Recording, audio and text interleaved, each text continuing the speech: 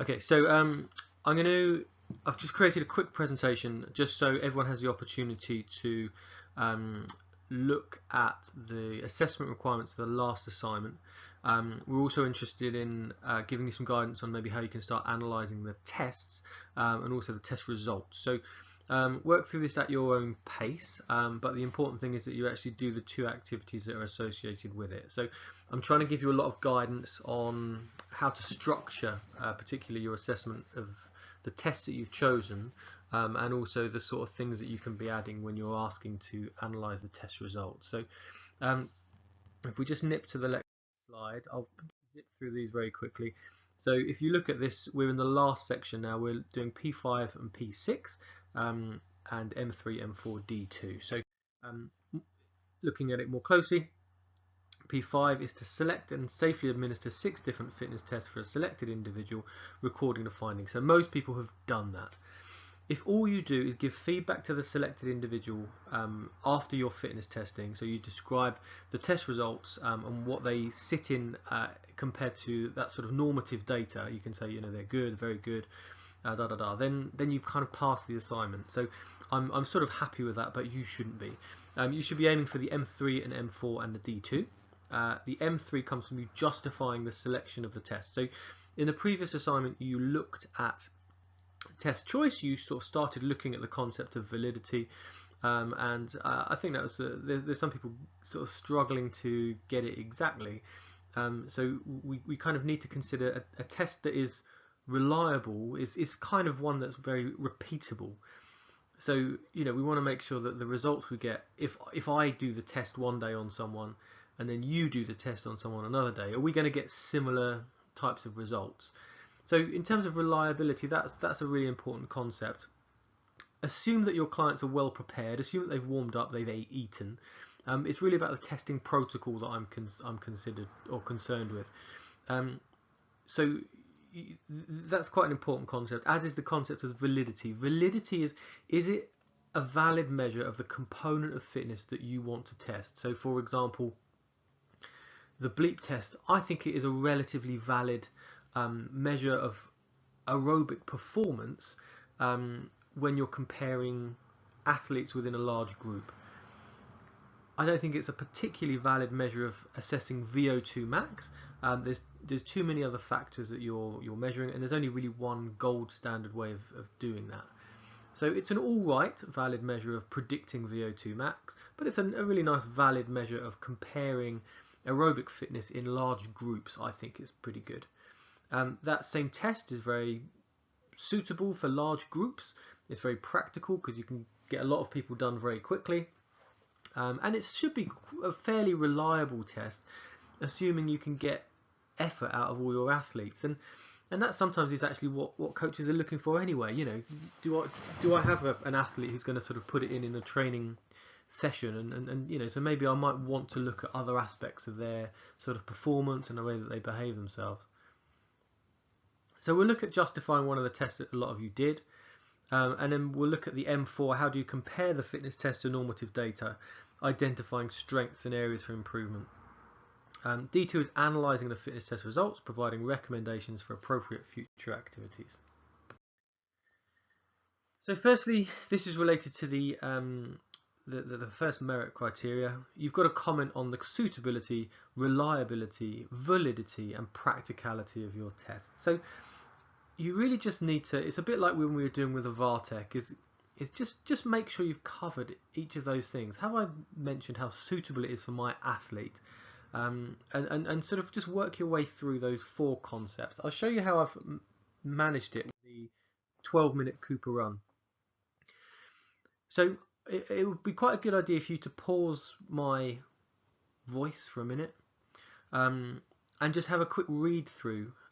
You can see how I've managed to get the suitability, validity, reliability and practicality across related to the 12-minute run. So I'll sort of encourage you to pause the recording now and just read through and just sort of get yourself comfortable with the wording that I've used and sort of how you might be able to maybe kind of mimic it in your own writing. So I'm assuming you did pause. You can see I started by showing or discussing the suitability of the test. So I've mentioned here that it's a running based test that will push them to exert maximal effort. So that's quite important. So if you're looking at agility tests, for example, there's a number of different versions. So something like a T test involves a run straight up and then across and then back. You do it sort of a lot of side stepping, which you don't use an awful lot of in football, but you might in something like basketball. So I would consider that to be probably not so suitable for my footballers.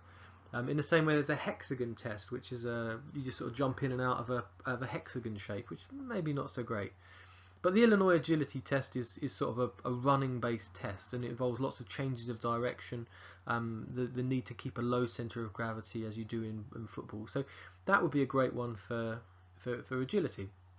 I've put here the 12-minute Cooper run. It suits footballers because it's a running based test that involves maximal effort. I've put it's well researched and a valid means of testing running based aerobic fitness. I've encouraged you to look towards Brian Mack and Top End Sports because they'll reference where that test has been used. You know, the tests, you know, are valid to a certain extent. It's an okay estimate of VO2 max. It's not a perfect measure. It's an estimate. So it's all right. It's relatively valid. I think on the downside, if you think about what maybe it doesn't do, it's very rare in football that you run continuously at a relatively same pace without a change of direction for 12 minutes. You know, that doesn't reflect football, does it? Football's very much intermittent. It's sort of stop, start, stop, start. So that could be a downside of it, which you could comment upon.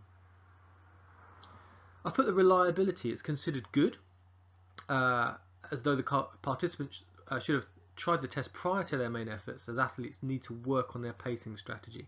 So what I'm trying to say here is the test results are good, but it's really best and most reliable if the athlete's done that type of test before, so they can really work out their pacing strategy. Something like an agility test, you do it a couple of goes, and you improve your reliability because you know you just need a couple of goes practice. But I think a 12-minute Cooper run, people, once they've done it a few times, they get their sort of ideal pacing strategy, particularly if you're on a treadmill, because you kind of almost got to set what you're comfortable with at the start. I put here the reliability is assisted by the treadmill monitoring the distance run and time taken. So this is sort of me, you know, the reliability of the test is sort of how accurate you can measure it. So, you know, if you were doing a sprint test, for example, the reliability might be improved by using electronic timing devices, you know, speed gates, or even just your app, which starts on you shouting go, and it finishes when a sort of photo finish across a line that you've set. So the reliability is sort of enhanced by the technology there. I've put the last point is practical. We've got access to treadmills in a well-ventilated gym. I think I've cut it out there. So it only takes 12 minutes and is easily completed along other planned tests. So it's not so sort of you know, demanding that an athlete wouldn't be able to do another thing afterwards. It's probably best done at the end of your testing, but you know, it's very easy to do. I've also put a note about why we didn't do the bleep test, which I think was partly about the weather, partly about the availability of a surface. So I sort of know that if we redid this test in 6 months' time, we'd have exactly the same type of treadmill available. We'd be able to get a gym with exactly the same temperature, and largely the testing conditions would be very much the same. And I couldn't guarantee that with the bleep test. I don't think we could. So I want you to have a go at the same sort of exercise for strength. So justify whatever test you chose for strength. If for some reason you didn't do strength, do power or agility, whatever. So I want you to really, before you start, consider, one, which test did you choose, what were the alternatives, and have a real kind of consideration about why you didn't choose them. I want you to tell me if anyone's used that test in any sort of research, or is it a well-established test? Can you find references to it on Brian Mack and Top End Sport? If not, it's probably not the end of the world, but it does question the validity to a certain extent, and that's something that you can comment upon. You might say it's really not well researched. There's not a huge amount to back up its validity, but you felt it was a valuable test and a valuable way of monitoring training progress, for example, or the sort of foundation ability or strength of someone to be able to do their sport. I want you to question whether it's practical in terms of availability of equipment and skill levels of the participant and the tester. I want you to consider if data, that should say, can be collected reliably, and what you would do to ensure reliability. So, how do you, if you were doing a strength test and you're doing a 1 rep max, how were you really ensuring that all of your athletes, say, squatted down to the same level? How were you ensuring that there was no sort of cheating, no assistance from spotters? I just want you to explain what you might have done. I want you to consider the testing protocol and how you might have standardized the area the test was being performed in. And also, was the test suitable for the, I should say, sport you were doing and for the athlete you were testing? So if you were doing a lower body test, why was it suitable? You might have chosen to a leg press instead of a squat, which, given the athletes you're working with, they may not have squatting experience, and so that might be more appropriate. It's easier to grasp that test quickly. So I want you to write down your justification for your strength test. So that should take you, I'd probably say 10-15 minutes. So crack on with that, but really importantly, drive back to my questions that I've written here.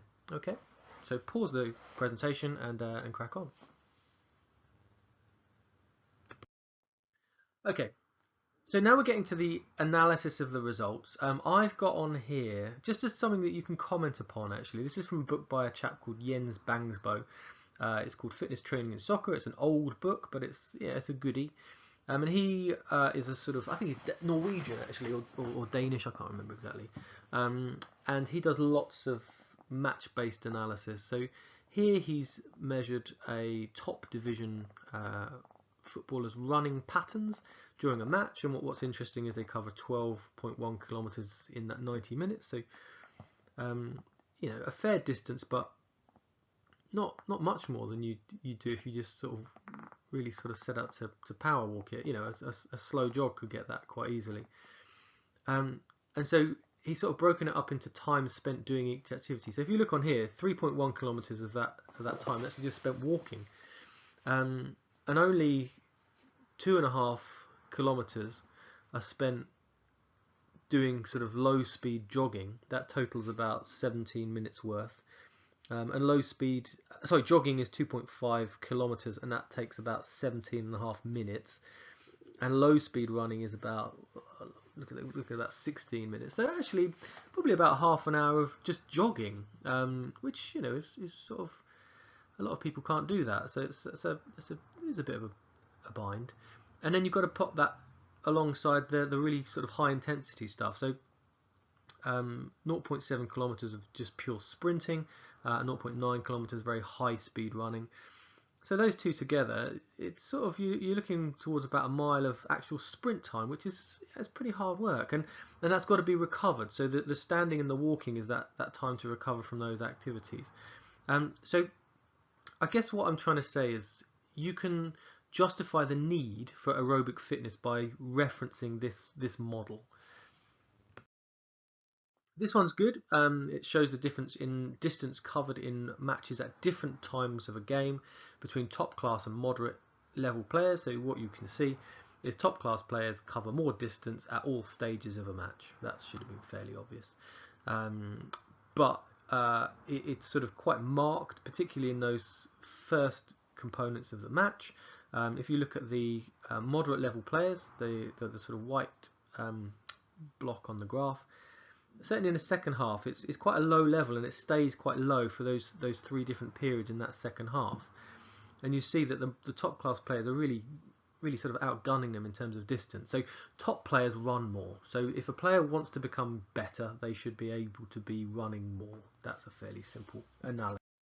And this is just an indication of average heart rate. So you can see here, this is someone's heart rate. There's a warm-up period. That's why there's that blip at the start. There's a first half time, and then a second half. And you can see that heart rate sort of looks like it averages around somewhere probably about 170 maybe, which is a lot really for a 90-minute period. So if you're not fit, that's going to take its toll. So a strong aerobic fitness is required to support that high heart rate and high energy output for that full 90 minutes. And so here I've just got an example of how I might have structured my analysis of my results. So I've put here Jens Bangsbo performed a number of research experiments in top Danish league, I should say football, so I wrote this in a bit of a hurry. His work showed that the average player covers around 12 kilometers in a 90-minute match, and distance covered was generally higher at top levels of football. The match activities included, and you can just add the sort of things that you saw. Heart rate was shown to remain high throughout a match, both to support, I should say, running-based activity and to recover from real sausage fingers today. Recover from sprints and high-intensity exercise. A strong aerobic capacity supports the ability to recover quickly and to maintain a high level of running throughout the match. So that's quite a nice phrase I've given you there. So if your player was particularly good, you can say this is really positive for my player. He's going to be able to maintain his mental clarity and his performance levels throughout the 90 minutes. If they've not, then they're not. And so the point is you're sort of giving a background of why aerobic fitness is important, and then showing what your player's results are. So here my player's score was you write in, which reflects either an excellent ability to support performance or an inability to support performance. And then at the bottom I've just got some recommendations. To improve aerobic fitness, it is generally recommended that people run at vigorous intensity for periods longer than 30 minutes.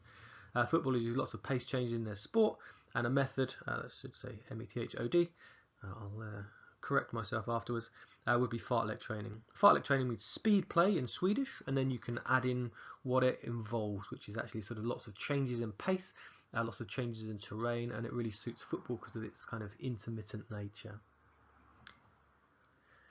So I want you to analyse your person's results for their strength. To give you that background, just bear in mind the following things. So power is a product of strength and speed. So if you want your player to be powerful, to accelerate, to shoot powerfully, they can do it by being quick, but if you've got a foundation of strength, it's much easier. I've put here shot power as a product of coordination and strength stroke power. So someone could have a very powerful shot or kick, but it again, you've got to be incredibly coordinated if you don't have that strength. So generally a strong coordinated player will be more powerful at kicking than a strong uncoordinated player. So there's two things together. I've talked about how sort of strength is used when you tackle. You know, if you're going for a tackle, you suddenly have to, your body has to become very rigid to sort of block the momentum of another player, don't you? You don't sort of kick into a tackle so much, but you have to absolutely become that rigid, so you almost have that kind of isometric strength. So, you know, when you're looking at how strength is used in the body, that's quite a nice thing to bring in, and that could bring a little bit of that sort of upper body. So you could say if someone who scores well on a bench press, it would suggest they've probably got that ability to get that rigidity when they go in for a tackle. I put leg strength will aid deceleration and changes of direction as well as generating acceleration. So, you know, if you think about that sort of really forced deceleration in something like an Illinois agility test, you know, strength is allowing you the ability to brake basically. And then lastly, I put strength is developed using resistance exercises of low repetitions and high numbers. And high numbers of sets with ample rest between sets, e.g. 5 sets of 3 to 5 reps with 1.5 minutes rest between sets. I'd put that as a minimum amount of rest. So what you're asked to do now is to create your own analysis of your partner's strength results. So I want you to first, so you should have had, you should have analysed the test, and now you're doing the test results for strength. So once you've done the strength, I want you to revisit aerobic. I want you to explain the aerobic test and the aerobic results.